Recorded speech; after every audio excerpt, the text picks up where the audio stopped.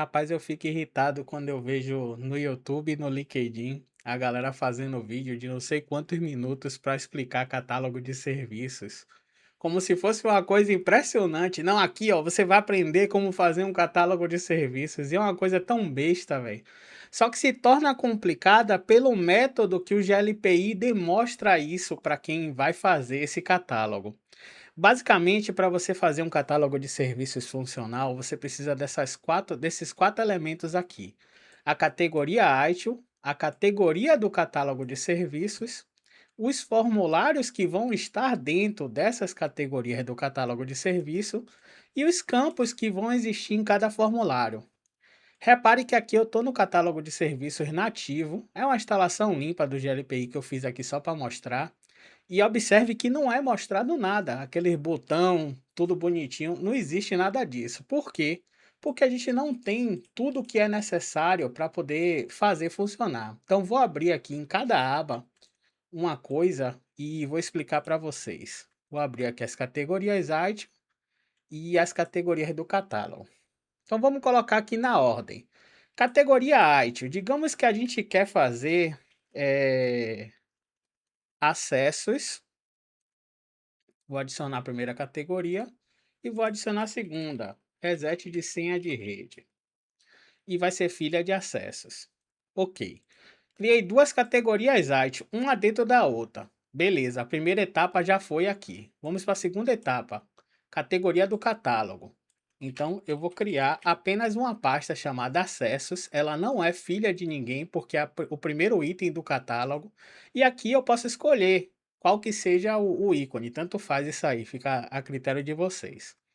Beleza, criei um item só no catálogo de serviços. Repare que eu criei duas categorias, uma para mostrar pai e a outra filha, mas eu criei apenas um item de catálogo. Por que que eu criei um item só de catálogo?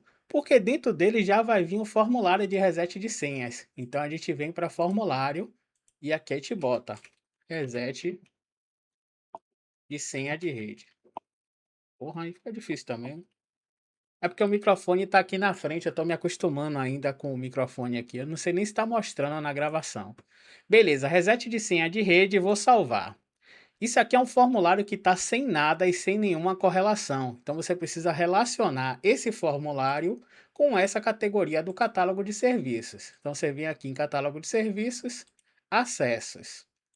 Então pronto, a gente já fez o vínculo do nosso primeiro formulário com a nossa primeira categoria do catálogo.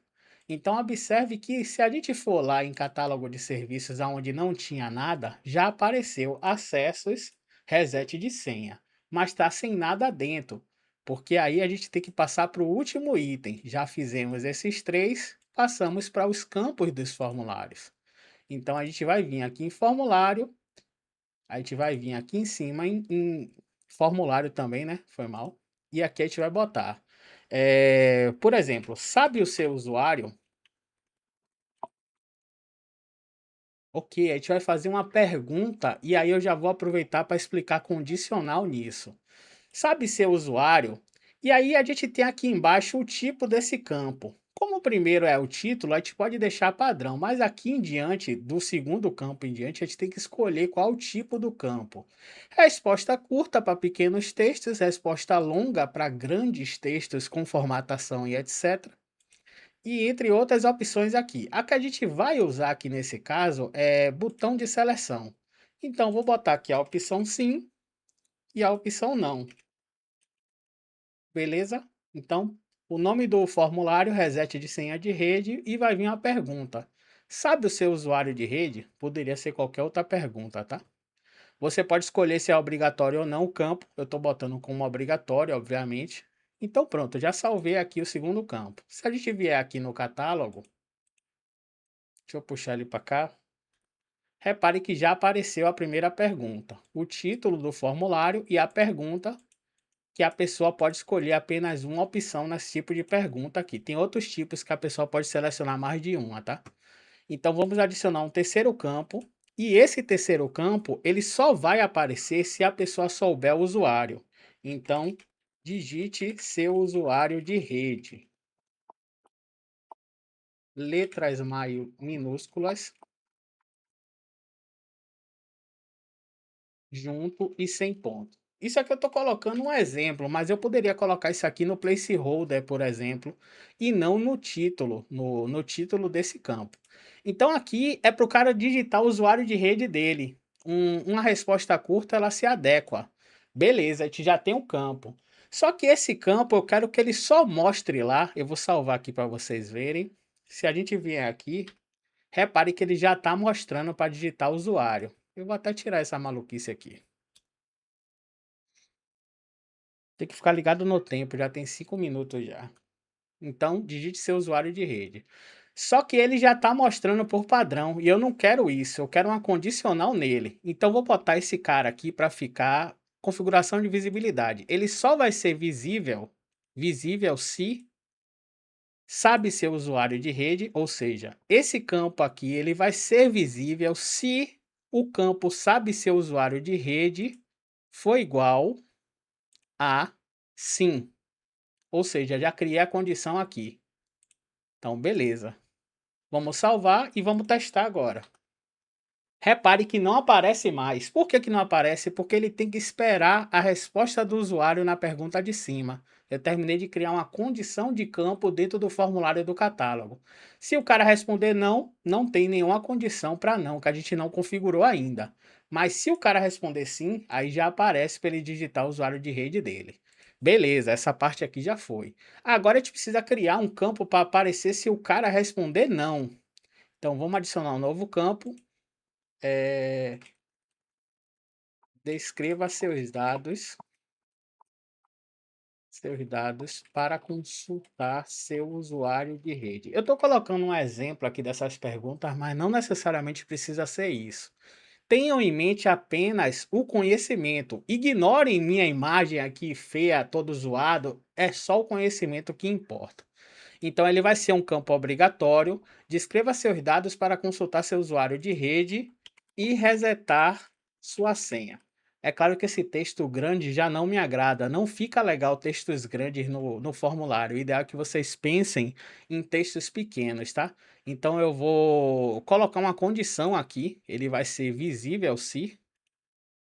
Porém, em vez de sim, a outra resposta da pergunta anterior, ela tem que ser não. Visível se sabe seu usuário de rede é igual a não. Beleza, criamos a condição. Ok, tá salvo. Se a gente atualizar aqui, se o cara responder sim, ele vai digitar o usuário de rede dele e vai poder abrir o chamado de reset de senha. Se ele digitar não, ele vai ter que descrever os dados para consultar. Só que esse campo de descrição tá pequeno, porque ele é texto curto. Então a gente tem que botar aqui texto longo. Resposta longa. Então, repare que se atualizar aqui, o cara responder não, vai aparecer um campo já com as ferramentas de formatação HTML.